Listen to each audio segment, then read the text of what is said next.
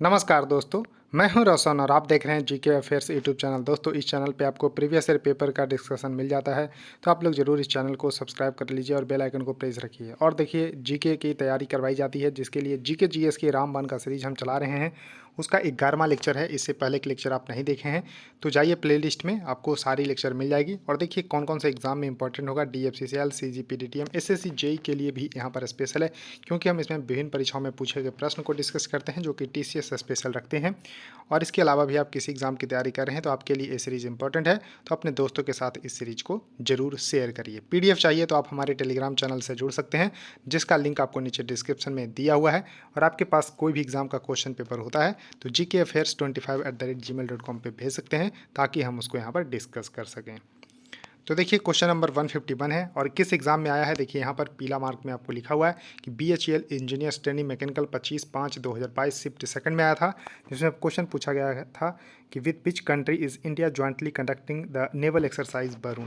तो देखिए वरुण नाम का एक नेवल एक्सरसाइज है, तो ध्यान रखिएगा कैसा है। तो नौसैनिक यानी कि नौसेना के द्वारा जो है अभ्यास किया जाता है, तो फ्रांस के साथ किया जाता है। तो करेक्ट उत्तर यहाँ पर सी होगा। तो फ्रांस के साथ जो है और भारतीय नौसेना और फ्रांस की नौसेना के बीच में वरुण नाम का जो है एक संयुक्त जो है रूप से अभ्यास किया जाता है। इसी तरह से देखिए फ्रांस के साथ आर्मी का भी एक्सरसाइज होता है, तो ध्यान रखिएगा आर्मी का है यहाँ पर शक्ति, ध्यान रखिएगा। और यहाँ पर अगर वायु सेना की बात करते हैं तो यहाँ पर गरुड़। तो यहाँ पर तीनों जो है आपको ध्यान रखना है कि फ्रांस के साथ जो है वायु अगर सेना दोनों मिलके करती है तो गरुड़ है, उसके बाद आर्मी करती है शक्ति के नाम से, और नौसैनिक अभ्यास वरुण का आयोजन किया जाता है। तो फ्रांस इसका सही उत्तर हो जाएगा। उसके देखिए नेक्स्ट क्वेश्चन आपके सामने है कि which one of the following slow down the fast यानी कि high energy neutrons emitted during the fusions to energize at which they are more likely to induce fusion in a nuclear reaction and thereby helps in initiate and sustain a fusion chain reaction. तो देखिए इतना कहानी का मतलब क्या है कि पूछा जा रहा है कि जब नाभिकीय विखंडन होता है उसके दौरान जो उत्सर्जित तेज न्यूट्रॉन होते हैं उनकी जो है ऊर्जाओं को धीमा करने के लिए किसका प्रयोग किया जाता है। तो देखिए मंदक के नाम आपने सुना होगा, यानी कि मॉडरेटर। तो करेक्ट उत्तर इसका मॉडरेटर होगा, यानी कि मंदक होगा। और इसमें जो है हम लोग यूज़ करते हैं हैवी वाटर, ग्रेफाइट वगैरह का यूज़ करते हैं, तो इसको ज़रूर ध्यान रखिएगा। यानी कि पूछा जाएगा कि मॉडरेटर के रूप में किसका यूज़ करते हैं, तो यहाँ पर आपको ध्यान रखना है कि हैवी वाटर का यूज़ करते हैं, ग्रेफाइट का यूज़ करते हैं, इसको ध्यान रखिएगा। और इस तरह से वे विखंडन जो श्रृंखला प्रतिक्रिया को बनाए रखने में मदद करती है। तो इस तरह से आपको जरूर ध्यान रख लेना है। तो करेक्ट उत्तर इसका बी सही होगा। उसके देखिए नेक्स्ट क्वेश्चन आपके सामने है कि निम्नलिखित में से कौन सा एक स्वतंत्रता सेनानी जो है मोतीलाल नेहरू के साथ स्वराज पार्टी के सह संस्थापक थे।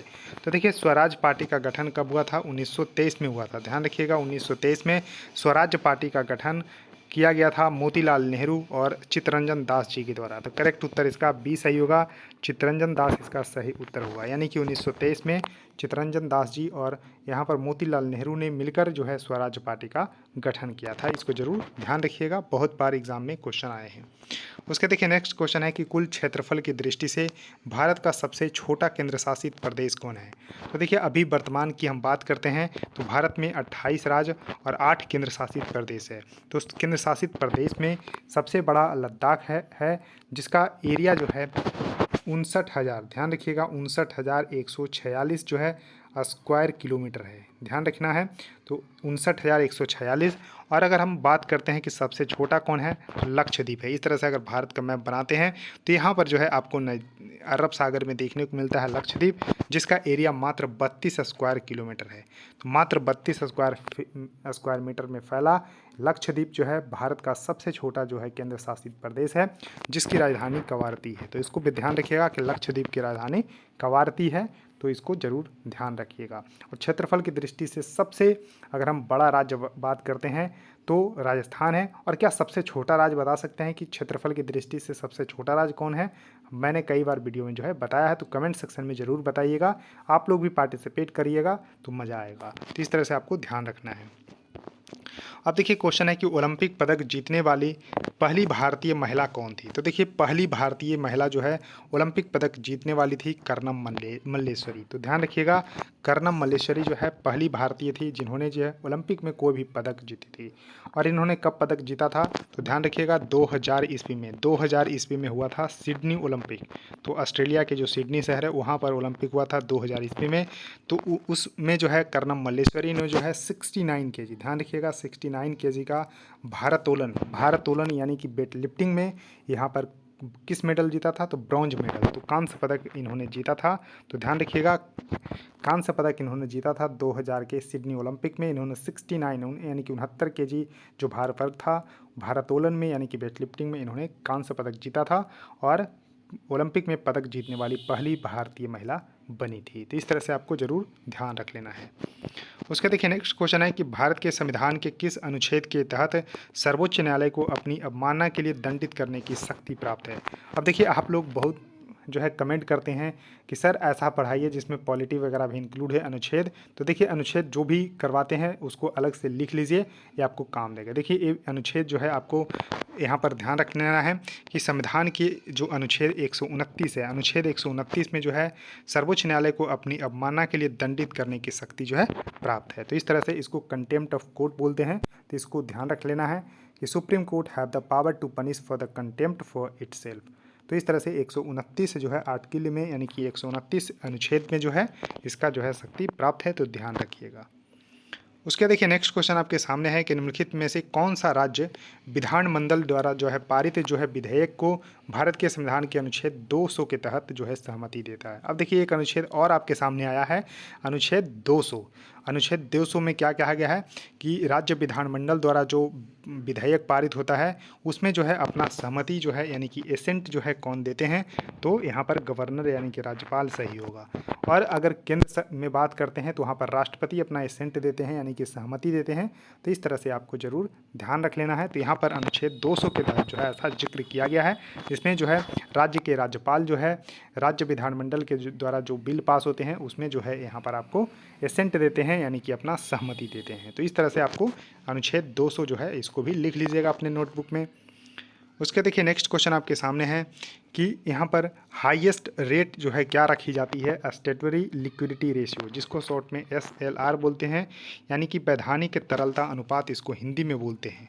इतना जो है रखना ज़रूरी होता है जिसके तहत जो है रिजर्व बैंक ऑफ इंडिया यहाँ पर रखवाती है जो कि कमर्शियल बैंक होती है। तो 40% जो है SLR रखना पड़ता है, इसको ज़रूर ध्यान रखिएगा। तो 40% इसका सही उत्तर होगा। अब देखिए SLR होता क्या है, तो देखिए यहाँ पर वैधानिक तरलता अनुपात या SLR जमा का न्यूनतम प्रतिशत है जिसे एक वाणिज्यिक बैंक को तरल नकदी या फिर सोना या फिर अन्य प्रतिभूतियों के रूप में बनाए रखना होता है। तो SLR बैंकिंग विनियमन अधिनियम जो है 1949 की धारा 24(2)(a) द्वारा निर्धारित किया गया है। तो ध्यान रख लेना है जो बैंकिंग रेगुलेशन एक्ट जो है 1949 का यानी कि RBI का रेगुलेशंस कब हुआ था, तो 1 जनवरी, ध्यान रखिए इससे देखिए कनेक्ट करिए, 1 जनवरी 1949 को रिजर्व बैंक ऑफ इंडिया का जो है नेशनलाइजेशंस हुआ था। तो यहाँ पर बैंकिंग रेगुलेशन एक्ट 1949 का लाया गया था जिसके सेक्शन 24(2)(a) में बात की गई है कि SLR का यानी कि स्टैट्यूटरी लिक्विडिटी रेशियो, कई बार फुल फॉर्म भी पूछे जाते हैं। तो स्टैट्यूटरी लिक्विडिटी रेशियो जो है 40% बनाए रखने होते हैं कमर्शियल बैंक के द्वारा, जो कि नकदी जमा या फिर सोना या फिर अन्य प्रतिभूतियों के रूप में उसको रख सकते हैं ताकि इमरजेंसी सिचुएशंस में जो है इसका जो है काम आ सके। तो इस तरह से आपको ज़रूर ध्यान रखना है। अब देखिए नेक्स्ट क्वेश्चन है, तो यहाँ पर एक राष्ट्रीय उद्यान पूछा गया है नोकरेक नाम से। तो देखिए नोकरेक राष्ट्रीय उद्यान जो है भारत के किस राज्य में स्थित है, तो नोकरेक जो नेशनल पार्क है वो मेघालय में स्थित है। तो करेक्ट उत्तर इसका सी होगा, मेघालय, इसको जरूर ध्यान रखिएगा। अब देखिए एक लोकटक लेक पूछा जाता है कि किस राज्य में स्थित है, तो देखिए लोकटक लेक मणिपुर में स्थित है और उसी पर जो है लोकटक लेक में ही केबुल लामजाओ नेशनल पार्क है जो कि मणिपुर में है, इसको ध्यान रखिएगा।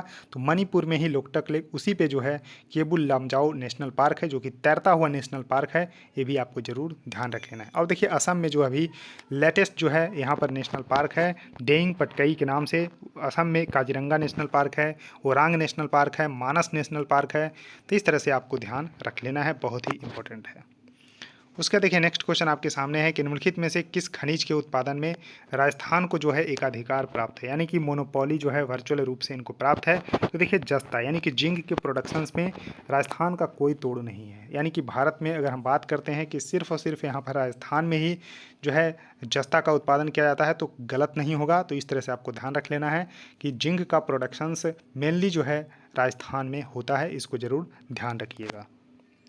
अब देखिए नेक्स्ट क्वेश्चन आपके सामने है कि गुर्जर प्रतिहार जो यहाँ पर आए थे मूल रूप से भारतीय उपमहाद्वीप में कहाँ से आए थे। तो देखिए गुर्जर प्रतिहार जो थे वो मध्य एशिया से आए थे, यानी कि सेंट्रल एशिया से आए थे। ये भी ध्यान रख लेना है कि सेंट्रल एशिया से गुर्जर प्रतिहार जो है आए थे, इसको ध्यान रखिएगा।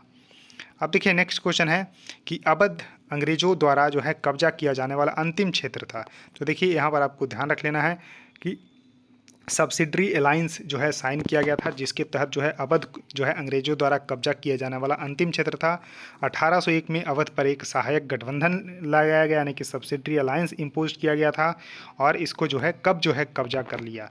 तो देखिए 1801 में, ध्यान रखिएगा 1801 में अवध पर एक सहायक गठबंधन लगाया गया और 1856 में जो है इसको जो है कब्जा कर लिया। तो 1856 इसका सही उत्तर होगा, इसको जरूर ध्यान रखिएगा। अब देखिए नेक्स्ट क्वेश्चन आपके सामने है कि पत्तियों की सतह पर मौजूद छोटे छोटे छिद्रों को क्या कहते हैं। तो देखिए बेसिक क्वेश्चन है कि पत्तियों पर मौजूद छोटे छोटे छिद्रों को रंध्र कहा जाता है, यानी कि tiny pores present on the surface of the lips is known as the stomata. तो इसको इंग्लिश में भी ध्यान रखिएगा, स्टोमेटा बोलते हैं। अब देखिए पत्तियां को यहाँ पर आप देख पा रहे होंगे, तो यहाँ पर जो है माइक्रोस्कोप से अगर देखेंगे तो यहाँ पर स्टोमेटा जो है छोटे छोटे छिद्र यहाँ पर आपको देखने को मिल जाएंगे। तो उसको हिंदी में रंध्र बोलते हैं और इंग्लिश में स्टोमेटा। अब देखिए नेक्स्ट क्वेश्चन है, अब देखिए एक अनुच्छेद और जो है, एक या दो अनुच्छेद इसमें और हो जाएगा। तो आज के जो क्लास है पॉलिटी से भरपूर है, तो इसको एंजॉय करिएगा।